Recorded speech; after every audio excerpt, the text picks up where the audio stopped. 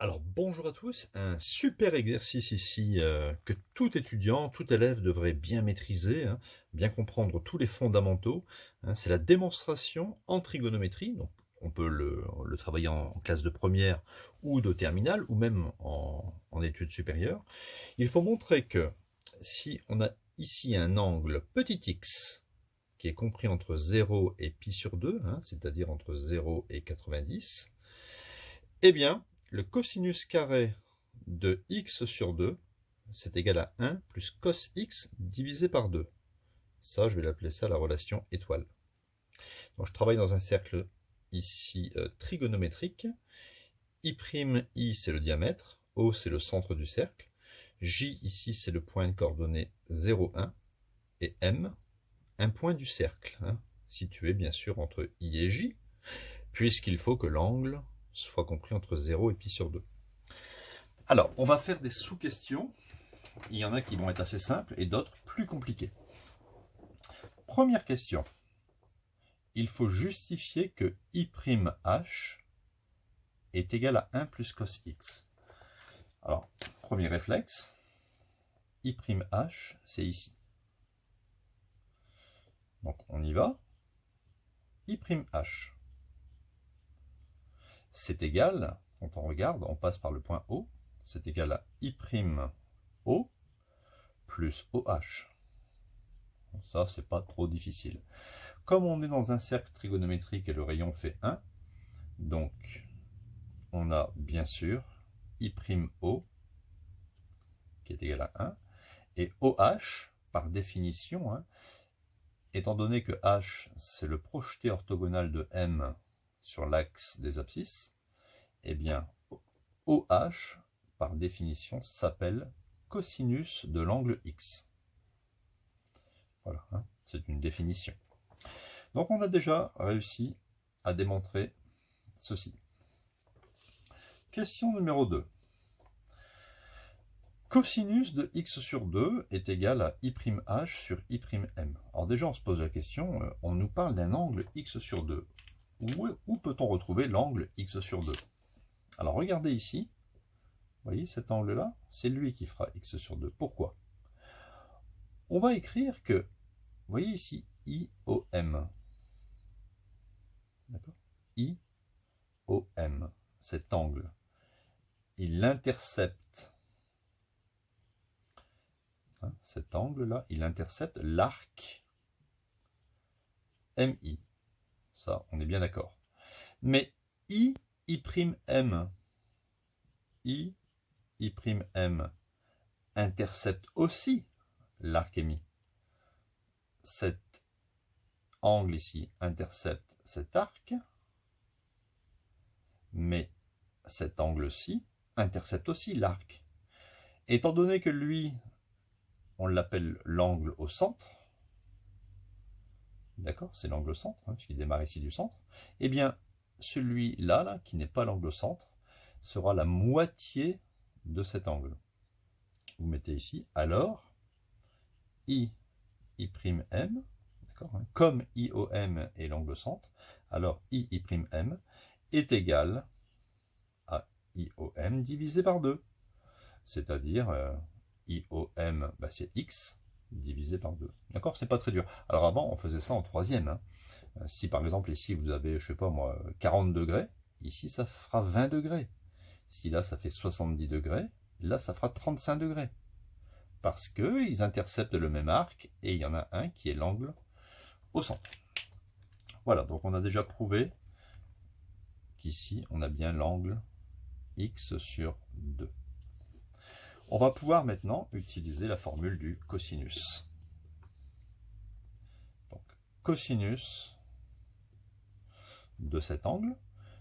On va travailler, regardez, dans le triangle, je vais quand même le marquer ici, dans le triangle I'M, qui est rectangle en H. Donc on va travailler, hein, pour utiliser la formule du cosinus dans un triangle rectangle qui est I', H, M. Rectangle en H. on aura cosinus de x sur 2 est égal à côté adjacent sur hypoténuse. Donc, côté adjacent à cet angle, hein, c'est I'H. Côté adjacent, c'est I'H. Et l'hypoténuse hein, de ce triangle rectangle, l'hypoténuse, bien sûr, c'est I'M.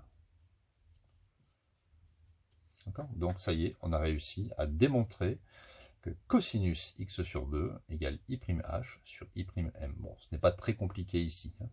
Le plus dur, c'était de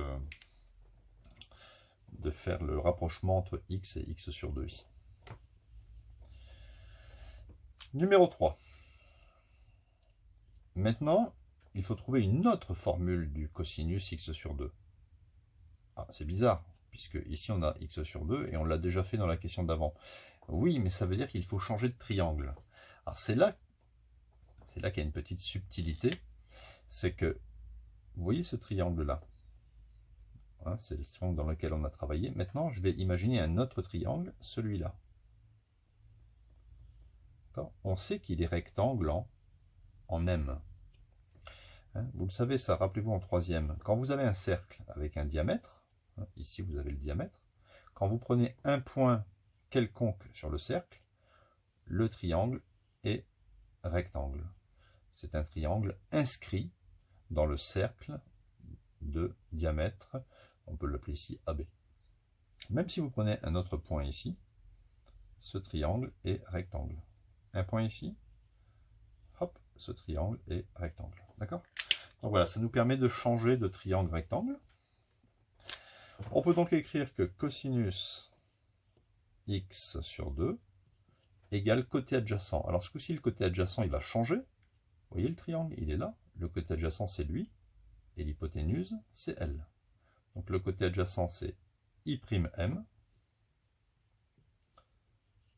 sur l'hypoténuse I'I, qui représente le diamètre.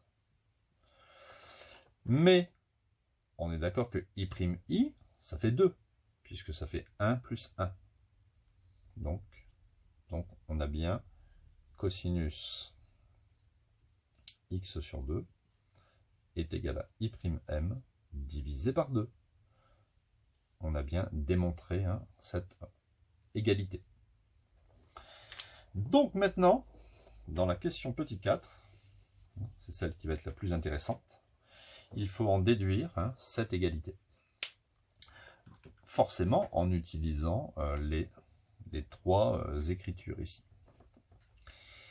Alors, on peut se demander, mais de où? On va partir de où? Alors, on peut partir par exemple, on va essayer, hein, on va partir de la deuxième. Hein, on voit qu'ici, il y a I'M, et ici, nous avons I'M aussi. Allez, on va partir de cette relation.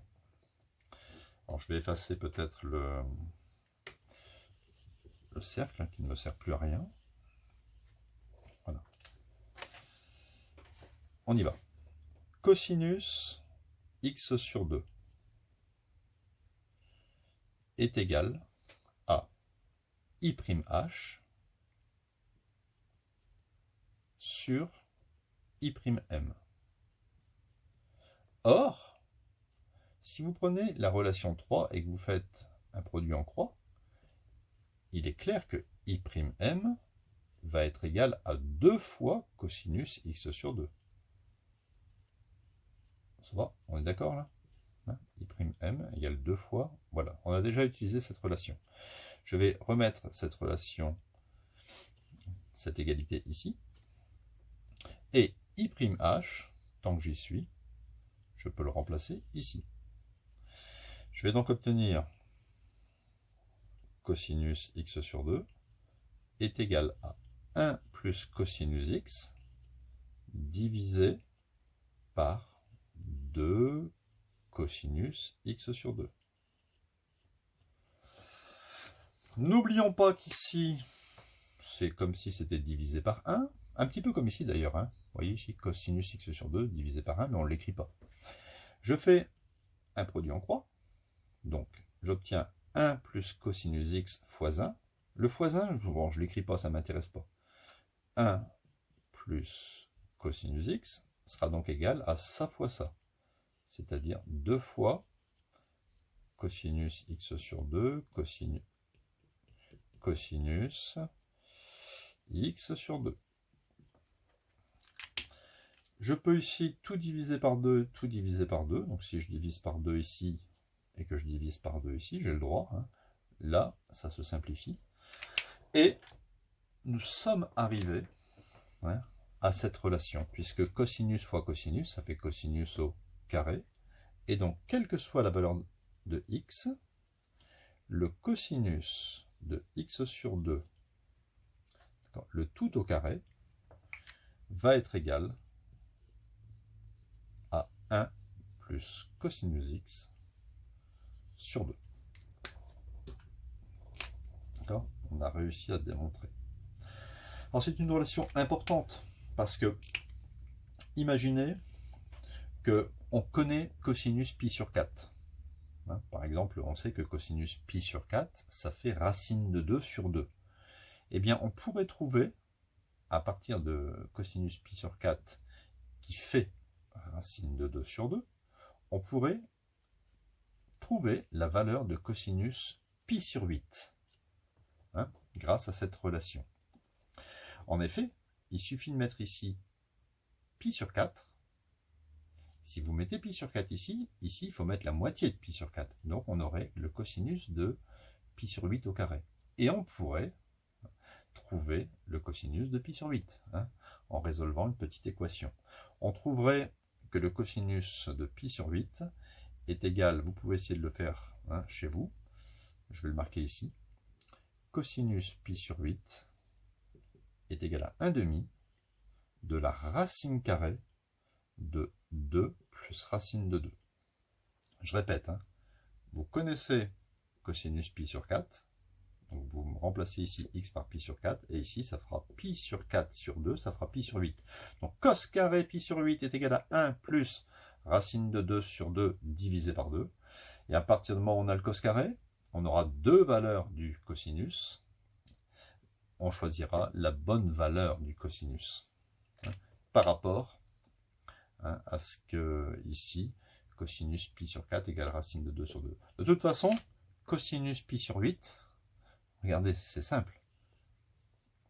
Pi sur 4, c'est là, hein, c'est 45 degrés. Le cosinus pi sur 4, c'est ici, c'est cette longueur-là, racine de 2 sur 2. Pi sur 8, c'est 22,5 degrés, c'est la moitié de pi sur 4. Donc il est clair que le cosinus pi sur 8, il est positif. Donc dans l'équation, vous ne retiendrez pas la valeur du cosinus x qui est bien sûr négative. Voilà, j'espère que cette vidéo aura été très constructive. Hein, essayer de bien comprendre les fondamentaux. Hein. C'est important de maîtriser les démonstrations et pas seulement connaître les formules. C'est bien de savoir de où elles sortent. Donc n'hésitez pas à vous abonner, il y a bientôt 1800 vidéos sur la chaîne, aussi un peu de physique, chimie universitaire, et aussi de collège-lycée. Si vous avez des questions, vous les mettez en commentaire, avec un petit pouce bleu, hein, ça serait super sympa. À bientôt.